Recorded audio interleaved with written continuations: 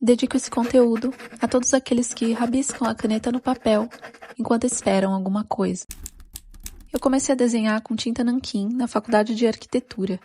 Me lembro que a primeira vez que eu tentei um rabisco, percebi que era algo intenso e qualquer traço secava muito rápido. Eu, com a minha ansiedade de ver o desenho pronto logo, me encantei por aquela mágica acontecendo. Facilitava o traço um pouco livre, que também não tinha muita precisão, bem improvisado. Depois eu desenhei com aquarela, acrílica, fazia também alguns contornos ainda com nanquim. Teve um momento que eu comecei a digitalizar esses desenhos. O ritmo de postagem no Instagram acaba sendo mais rápido do que outros formatos. Então, fazer os desenhos no digital se tornou mais prático, pois eu posso levar a arte para qualquer lugar. Então eu comecei a desenhar, literalmente, em qualquer lugar. Esse vídeo mesmo que você está vendo agora foi feito pelo meu celular. A minha primeira ilustração oficial, se é que eu posso chamar assim, na minha página do Instagram foi no início da pandemia para uma chamada global da Organização das Nações Unidas, que convocou ilustradores do mundo todo a enviarem ideias para ajudar a controlar a disseminação do vírus. Naquele momento eu vi a triste possibilidade de me infectar, ver familiares e amigos infectados com uma doença que ninguém sabia muito bem como funcionava, e até viver em um país sem expressão, sem cultura.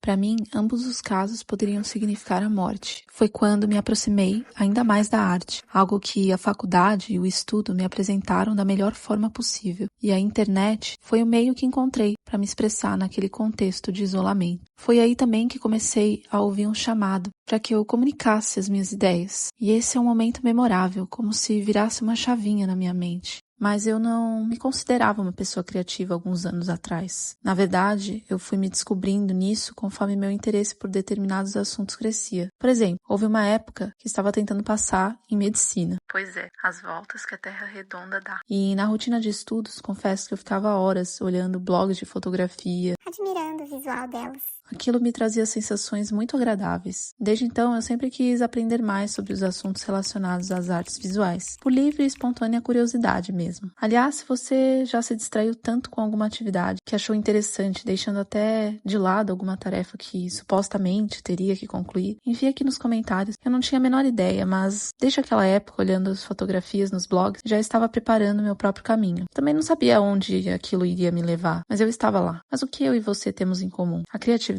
é um caminho a ser seguido. Então, se você assistiu o vídeo até aqui, provavelmente você está começando ou já vem trilhando esse caminho. Mas atenção, a criação pode se manifestar de infinitas formas, e aquelas aqui presentes são apenas uma pequena tentativa de abrir um caminho. É por isso que o título dessa série de vídeos é Crie Sua Atividade. É você quem cria. E acredite, só o ato de adaptar alguma atividade à sua rotina, ao seu modo, no seu próprio tempo, já é, em si, uma forma de criar. Não pretendo com esse canal indicar fórmulas prontas ou expectativas irreais na área artística. Com a minha experiência profissional, sei o quanto essa área é cheia de frustrações, de altos e baixos. O que pretendo com esses vídeos é que, de alguma forma, você possa enxergar a atividade criativa como algo possível e prático. O possível é aquilo que é viável para você, no contexto da sua realidade, e ela pode ficar mais bonita quando criamos.